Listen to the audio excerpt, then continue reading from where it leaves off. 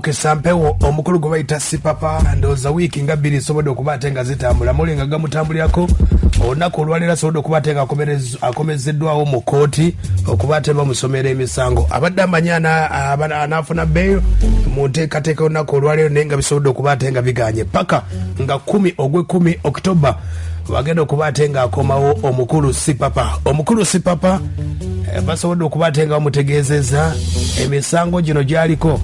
era kinajjukibwa bannaffe bw'oba ogoberedde amateeka ku misango gino omukulu Sipapa gyaliko penal code nga kyegamba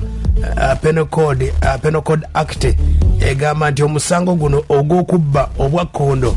waliwo okubba ne waliwo okubayita okwa kkondo era akwatiddwa ekibonerezo kyayinza okufuna kuttibwa mu nteekateeka eyo oba n'ebibonerezo ebirala mu nteekateeka eyo ne bw'osinziira ku penal code nga bwegamba kati enteekateeka eno omukulu Sipapa basobodde okuba ate nga bazzeemu okumusomera emisango era nga bategeeza nti omukulu ono yasuna oba yasobola okuba ate nga abba $42.9 ye biliyoni emu mu miliyoni nga 6 n'ezigenderamu era nga babba omugagga we South Sudan bamuyita Jacob Alopo kyategeesebwako nti Jacob Alopo ono omusajja we South Sudan era nga ali mu gavumenti era nga omukulu ono Sipapa yakwatibwa n'essimu za iPhone ziri ez'ettabo era nga Sipapa we yasobola okuba ate nga akwatibwa waliwo abasobola okuba ate nga bavaayo ne bakakasa abali mu byokwerinda waliwo omukyala Geno Nalweyiso yavaayo n'akakasa n'agamba ye abadde akikola atya ensonga ya Sipapa njagala kubiriza abantu bonna naddala ba pateeni alemu nti balekeraawo okukkiriza abantu ababeerimbikamu ne batandika okukola ebikolobero ne bafuula bba madaala ne batandika okukola ebikolobero ne batandika okubba abantu nga bakozesa pateeni alemu kubanga ne Sipapa kye yakola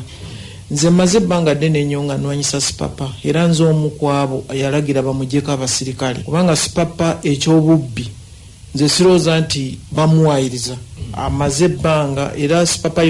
yemu ku bantu nze badde mulondoola nnyo era n'abapoliisi bakimanyi badde mulondoola nnyo ne mu UPDF bakimanyi be bamu ku bantu abalina ebibinja ebiyingira mu apartments ne bayingira abantu nga 30 ne banyaga laptop ne banyaga amasimu ne banyaga ebintu bingi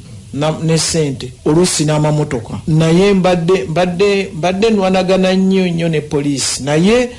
waliwo ekintu ekiyingirawo abantu bano nga kisubi kati wenkukyaziza ne weekubya nange ekifaananyi omuntu n'akozesa ekyo kati poliisi netandika okutya omuntu ono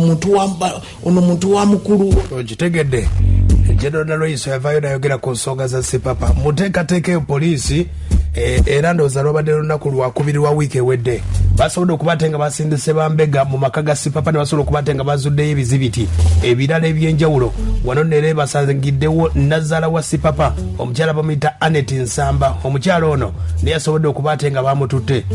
olw'ensonga nti yabadde agaanira ebizibiti ne bamwongerayo kati akadde kano Sipapa ali mu nkomyo n'abakulu abasobodde okuba ate nga bategeeza era nti ne banna waliwo ne bambega bakyusiddwa mu nteekateeka eno okulondoola omusango gwa Sipapa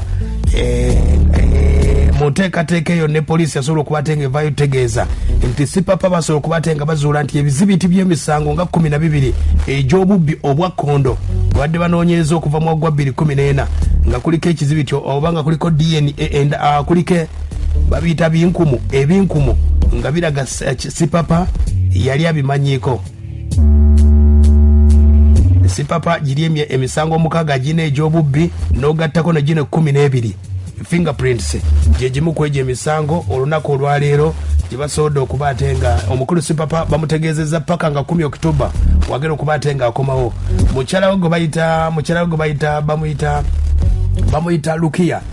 Nakiyemba asobodde okuba ate nga asaba omulamuzi asobole okuba ate nga amuyamba asobole okuba ate nga ava mu kooti ave mu kkomera olw'ensonga nti okuzaala yazaala si bulungi